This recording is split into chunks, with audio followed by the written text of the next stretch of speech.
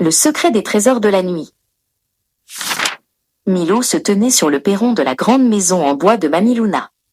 Dans ses bras, il serrait très fort son doudou, un petit renard nommé Filou. Le sac à dos de Milo semblait plus lourd que d'habitude, rempli de ses affaires pour la nuit, mais son cœur, lui, était un peu lourd de tristesse. Il aimait beaucoup sa mamie, mais dormir loin de son propre lit lui faisait un peu peur. Le dîner fut délicieux, avec des crêpes au chocolat et du lait chaud. Pourtant, Milo restait silencieux. Il regardait les ombres s'allonger sur les murs de la cuisine. Mamie Luna, remarquant son petit nez froncé, s'assit près de lui. Elle savait que les premières nuits dans une maison différente demandent un peu de courage. L'heure du dodo arriva. La chambre d'amis chez Mamie Luna était très grande. Le plancher craquait un peu et les rideaux balançaient doucement au gré du vent. Milo se glissa sous la couette, mais ses yeux restaient grands ouverts. Tout semblait trop différent. L'odeur de la lessive, le silence de la campagne et l'absence de sa veilleuse habituelle. Soudain, un petit toc-toc retentit à la porte. C'était Mamie Luna. Elle ne portait pas sa lampe habituelle, mais une petite lanterne ancienne qui diffusait une lumière dorée et dansante. « Milo, chuchota-t-elle, est-ce que tu savais que cette maison possède des trésors de la nuit que l'on ne peut voir qu'ici ?» Milo s'assit, intrigué. Mamie Luna s'installa sur le bord du lit. « Le premier trésor est caché juste là, » dit-elle en désignant les ombres sur le mur. « À la maison, les ombres sont ordinaires.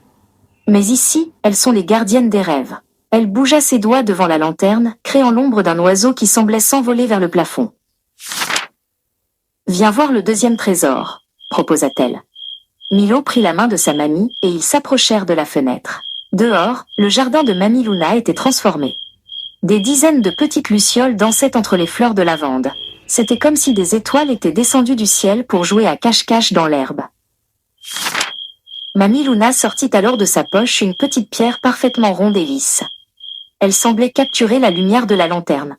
« C'est une pierre de lune », expliqua-t-elle en la déposant dans la main de Milo. « Elle garde la chaleur du soleil tout au long de la nuit. Si tu la tiens, tu te sentiras aussi en sécurité que dans un cocon. » Milo regarda son doudou Filou. Avec la pierre de lune à ses côtés, Filou n'avait plus l'air d'un simple jouet, mais d'un véritable explorateur de la nuit, prêt à veiller sur lui. Milo installa le doudou et la pierre sur la table de nuit, juste à côté de l'oreiller. La chambre ne lui semblait plus si grande, mais plutôt pleine de magie. Mamie Luna aborda Milo avec tendresse, remontant la couette jusqu'à son menton.